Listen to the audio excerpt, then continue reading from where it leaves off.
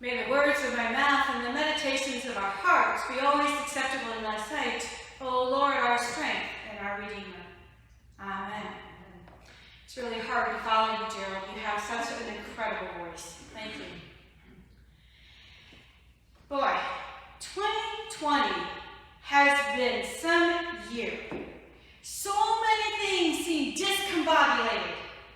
For instance, the Dallas Stars are in the Stanley Cup Finals, which is why I had about 20 minutes of sleep last night in my excitement after staying up for 2 overtimes. But the games aren't being played in Dallas. They're being played in Canada. And the World Series is going to be played in the Texas Rangers' new ballpark. But the Rangers aren't even going to make the playoffs.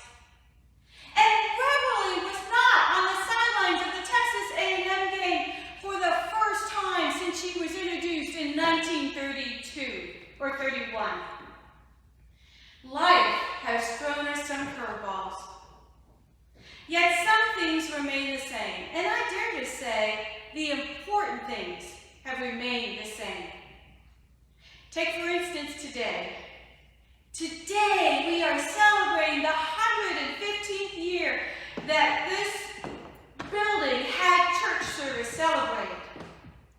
That's over a century of tradition, longer than Beverly has been the mascot, and certainly far longer than the Dallas Stars or Texas Rangers have been in existence. Imagine how different life was in 1905. The total cost for this gorgeous stone church, now I'll admit it looked a little different before the remodel, but the original stone church, can you imagine what it cost?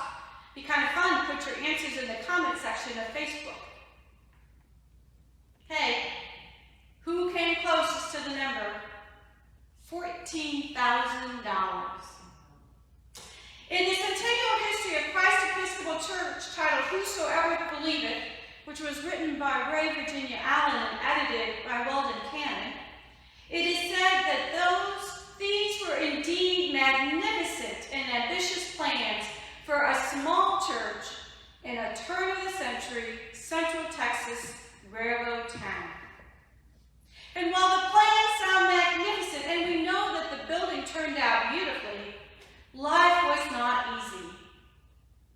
The book goes on to say that the next 7 years would be desperate ones for Christ Church as parishioners struggled to meet these payments. And then, to make matters worse, Reverend Sloan resigned, taking the church records with him and leaving the church heavily in debt and with no priest.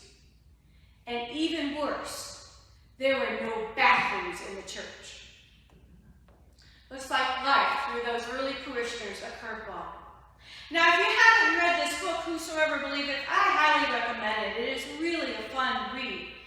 But if you read it or any history book, you will find places throughout the history of humankind where life has thrown curveballs. World wars, pandemics, economic depression, civil wars, the list goes on.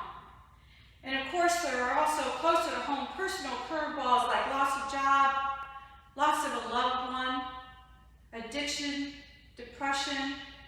This list also goes on. How did Christ Church find its grounding? What enabled them to survive and thrive through those early curveballs? How do we stay grounded amidst the discombobulation of our lives? Surely we can find the same source of strength and faith that will enable us to be as successful, to thrive as well as they did. The answer lies in our gospel message. It's a story about authority.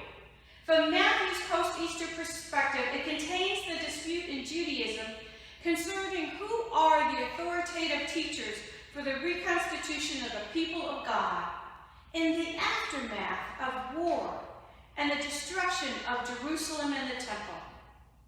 Here again, we find folks in the middle of difficulties, searching for answers. Now, authority is a big question for the folks of Jesus' time. There are two groups who are exercising power and rule over the lives of people. First, the Romans, and second, the religious leaders. The Romans are easy for the Jewish people to understand. They're not favored by God, and they do not rule either justly nor in accordance with divine law. But they do have an army, and they can enforce their will by sheer force. Do what they say, or the army will be called. The religious leaders are also easy to understand. While they may not have military power to enforce their teachings, they have the weight of tradition and the place of pride. They rule the temple, the synagogue, and are easily seen by many as doing what is commonly understood as God's will, even if what they are doing does not lead to justice nor repaired relationship between God's people and God. Now, John the Baptist, and especially Jesus, don't fit into either of these categories. They clearly have no army to back them up, nor do they have a long string of other teachers or religious officials who testify to their standing with God. Rather, they bypass entirely the structures of the world and the structures of the institutional religion. They appeal directly to God and understand that they are responsible before God and to the people in all that they say and do. And what does their appeal to God bear by the way of fruit?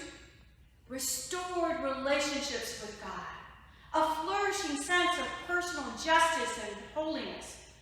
Those who recognize that the God of the Jews is at work now, and especially at the work in the person and teachings of Jesus, find themselves able to navigate through the conflicts of the world, find themselves an inner peace, a strength that is able to bear up under the weight of history's curveballs. So what does it mean to understand that Jesus is one who speaks with authority? Not just that he has good credentials, or even that he is truly the spokesperson for divine teaching. Rather, that he puts forth a kind of North Star by which all of us can find our true directions in life. Knowing Jesus is what allows us to orient ourselves, to find the way forward. Yes, we will lose sight of this guiding light, but we can always look up and find it again. Yes, we will be tossed about by the winds of change, the harshness of our circumstances, the opposition of those who find their directions come from another source. But we turn again and again, patiently, steadily, and with hope in moving in a sure direction. We find a sense of what is true and right, and yes, even holy, when we walk in the directions given by God. By whose authority do we live our lives, measure our value, follow in discipleship? By God's. And that is what has allowed Christ Church to weather the storms of life, to hit life's curveball out of the park. Christ Church is a very loving, Christ-centered community. It's a parish that focuses on the authority of God in all that we say and do. Here are some recent examples of this focus. Despite the pandemic, this parish continues to be incredibly financially generous to the life of the parish and raising money not only for the ongoing life, but also for other communities. For instance, Honduras Good Works.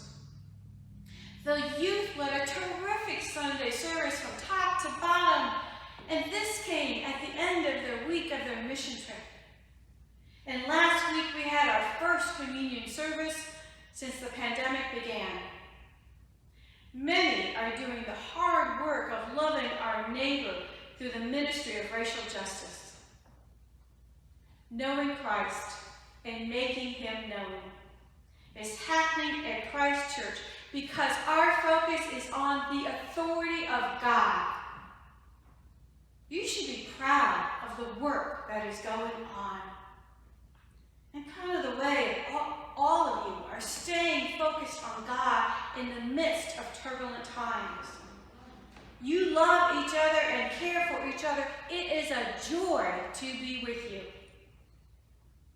I want to conclude by sharing a few quotes from the author's preface in Whosoever Believeth. Ray Virginia Allen said, "No church is stronger than the worshipers within, those who walk by faith, not by sight." She continues, "Christ Church stands today in strength and beauty as a monument to their efforts to do God's will." Those words are as true today as they were 50 years ago. Our service replicates the 1905 service that used the same Book of Common Prayer and hymnal that we are using today to illustrate the continuity, the unity of this parish.